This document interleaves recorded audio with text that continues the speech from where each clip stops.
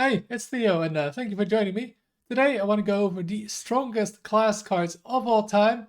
As you can see here, I got 5 cards selected for every class, so we're doing a bit like the Oscars where there's 5 selected, and then I'll pick one which I think is the best. Now, it took a lot of time to go through all the cards. There were a lot of old ones that I had to remember, but I feel like I got all the good ones. Anyway, if you disagree, let me know in the comments down below, or you're missing any cards from these lists. Now let's get started with the very first class. It's Warlock, and yeah, Warlock over the years had some insanely strong cards, as a Warlock has dominated many times over the years in both Standard and especially in Wild. First of all, we have the Demon Seed. Yeah, speaking of dominating, it's still dominating the meta in Wild. It dominated the meta when it was a Standard. It required multiple nerfs to this and other cards. So yeah, really strong card.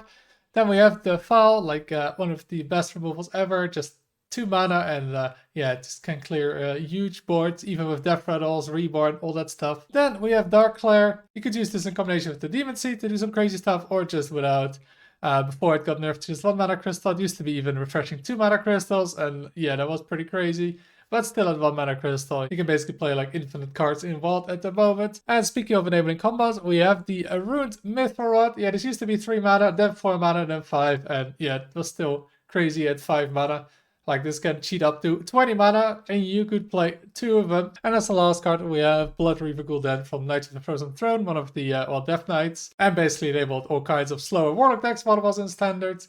And even in Wild, years later, it was still seeing play. Also had this insane hero part you can see here, Siphon Life. But I gotta say, overall, yeah, there can be only one winner, and I think that's obviously the Demon Seeds. This card broke the format in Standard, was changed multiple times, and it's still absolutely breaking Wild. So I think this is the clear best card for Warlock ever. And then here we are at Warrior, starting with the Risky Skipper. Yeah, this enabled a lot of combos, especially in combination with Armor Smith, but there were a lot of different ways to use this. And this card just really lets you make use of all the cards that benefit from being damaged. And then next we have the Town Crier, and yeah, this might seem like not that strong of a card maybe, but yeah, I think it's one of the best cards ever for Warrior. Like, it's pretty old, and it still sees play in Standard. When this was released, there weren't very many cards that were 1 mana draw card, and especially not 1 mana tutor card. So I think that's why it deserves a spot here. Then we have the original card, Warsong Commander, and this card went through a few changes. Most notably when it got the whole charge part removed. Well, not quite removed, it gave charge means +1 attack, and that's still a meme to this day. And especially like when it got nerfed, probably like 8 years by now, is that yeah, back then they didn't really do a lot of nerfs, and especially not like any rework. So this was unlike anything we had seen until that point. Then we have the hero card, Dr. Boom, Mad Genius from the Boomstay, and yeah, this really made like Control Warrior work, giving Max Rush. You know, it's maybe a little bit slow, but yeah, once you played this, then often you didn't lose the board because you had a bunch of max, like Dino-Matic, Omega Assembly to discover them, Omega Devastator. Just, yeah, you kind of never lost board after playing this, and that's what made this card really strong, and that's why they nerfed it eventually to 9 mana. And the last card is Shield Shatter. I'd say one of the best removals ever, especially because it got released with Ice Buckler, which gave you 10 armor for 2 mana, and just made this free, so you had like 2 mana, gain 10 armor, and deal 5 damage to every minion, and yeah, that pretty much killed anything. And there wasn't really anything like it, how efficiently this card could clear the board. And then as the strongest cards, honestly, I had kind of difficulty deciding here. I feel like there wasn't really one card that was way better than others, but I think eventually I gotta go with the Warsong Commander, just because it enabled like multiple combo decks like Patron Warrior, and the fact that they butchered it in a time when they barely nerfed cards makes me think this card was just so good that it is the best Warrior card ever. And then we have Rogue, and man, I had to take out quite a few Rogue cards that I kind of wanted to put in there. They have had so many strong cards over the years, but these are the 5 I ended up with. So first we have the Preparation. Yeah, since Classic, basically it's been played in almost every Rogue deck. Just so good. Just getting 2 extra mana a turn is a really good tempo, and is exactly what Rogue wants to do. Then we have the Shadow Step, another card from Classic, and yeah, kind of same as Prep, has gone into almost any Rogue deck over the past 10 years. Has enabled a bunch of crazy combos, and basically whenever there is like a broken cheap card, this just amplifies how broken that card is. Then the next card we have is, well, not Cavern Shiny Finder.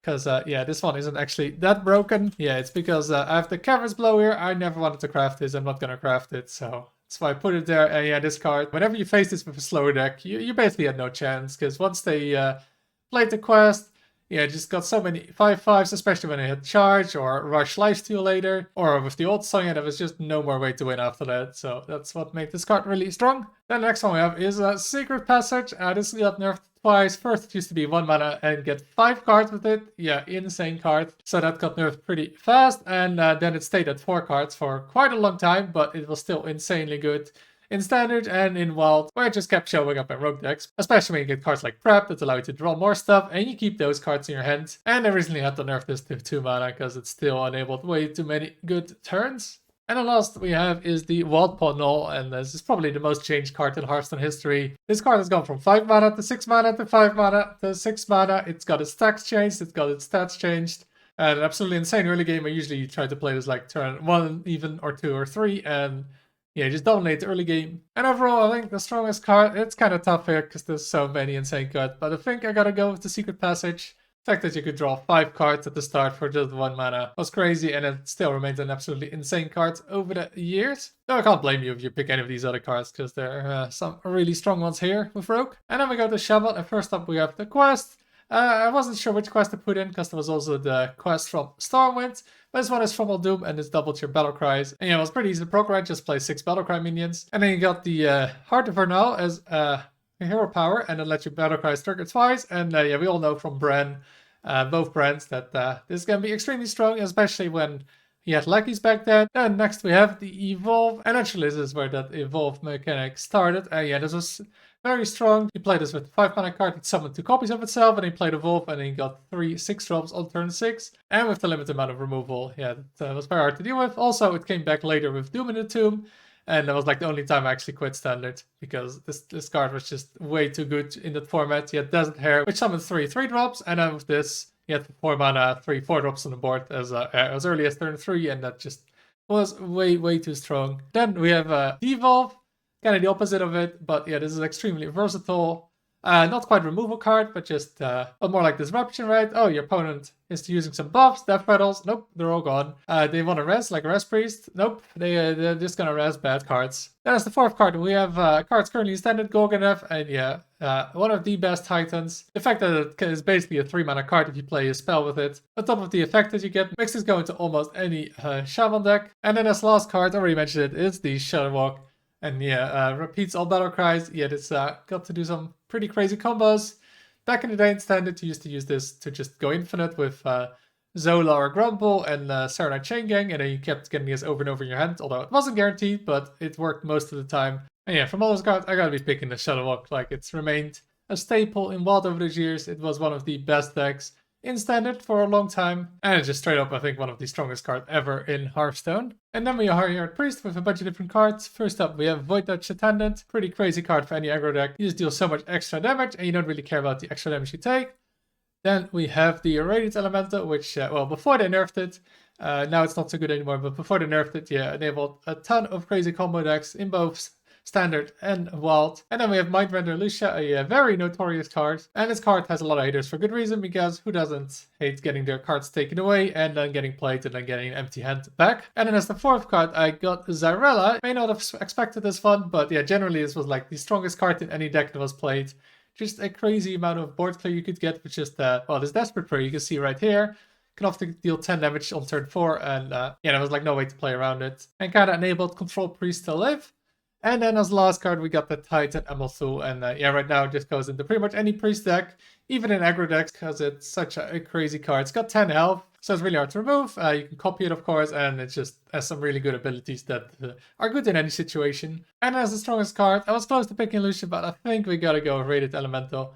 For how long this card has been a factor in Wild, and unlike Sorcerer's Apprentice, it took a long time for this card to actually get nerfed. And yeah, just so many combo decks needed this card to work in both Standard and Wild. I think that's why it's the best card for Priest. And then when you get to Paladin, the first card we have here is Crystology, another card maybe you didn't expect here, but yeah, 1 mana draw 2. It used to be 2 mana, but it was one of the first buffs. Yeah, really good, right? 1 mana draw 2, and then the tutors, and this was also in a time where, yeah, draw was far more expensive, so this was even way better back then. And the next card, also one of the most frustrating cards ever in Hearthstone, is Oh My York. It's like a counter spell, but for 1 mana, and sometimes it was even worse than a counter spell when yeah, the spell you played instead backfired because of this. And there were a lot of ways to tutor it, so you kind of always saw this getting played. Then we have Call to Arms. This card was basically run in any Paladin deck back then until it got nerfed to 5 mana. And it wasn't just that getting 3 2-drops on board. Usually it was 2-drops, especially if you played, of course, even Paladin. It also just made your deck better because all those 2-drops you couldn't draw anymore. Then from Magoro we have Sun, Keep It Terram. Absolutely busted card, being able to both buff your own board and reduce your opponent's board. Mage is extremely strong, especially when you could also discover it quite often off Stone or Defender. And as the last card we have Lightforge Carryall. 8 mana hero card. It used to be even 7 mana. But yeah, the fact that you get the weapon, which reduces all damage you take by half, is just insane. On top of getting an infinite weapon and a better hero power. And overall, I think the strongest card here is Carryall. A lot of strong cards here, but I think Carryall just completely changes the game when this gets played. Basically, you double your health or your healing is twice as strong. That infinite weapon, so you just push 2 damage every turn as a bonus. And then you even get a better hero power, which is also quite nice. And then we go to Mage. And yeah, Mage had quite a few broken cards over the years.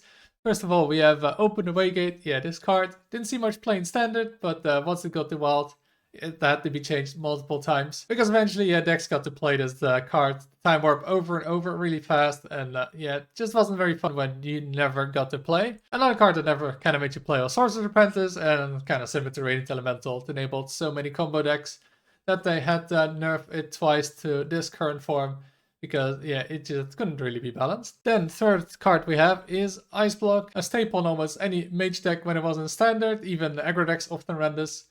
And it's still a staple in Wild, where every Mage deck pretty much runs it. Then, as the next one, we have Alunef, the 6 mana weapon that drew 3 cards in every turn. And, this was made back in the day when draw was very rare. And then getting a card like this that drew an insane amount of every turn was just absolutely crazy. And there wasn't really something like this before. Then as the 5th card for Mage, we have Luna's Pocket Galaxy. At 7 mana, it still seemed plain Wild. But when it got buffed to 5 mana, that was a bit of a mistake. It completely dominated the meta because, you just played a bunch of expensive stuff. You played Luna's Pocket Galaxy, and then you got to play like 10 mana cards for 1 mana. And that's pretty strong. Overall, I'd say the best card, I think, for Mage has been Ice Block. Just too good of a card. It had counters, of course, by cards that destroyed secrets, but they were pretty rare. And this card just let the Mage do whatever the hell they want. And it even got worse later on when there were like multiple cards made that, made you play Ice Block over and over. And then we have Druid, and starting off is the Aquatic Form, a 0 mana draw card.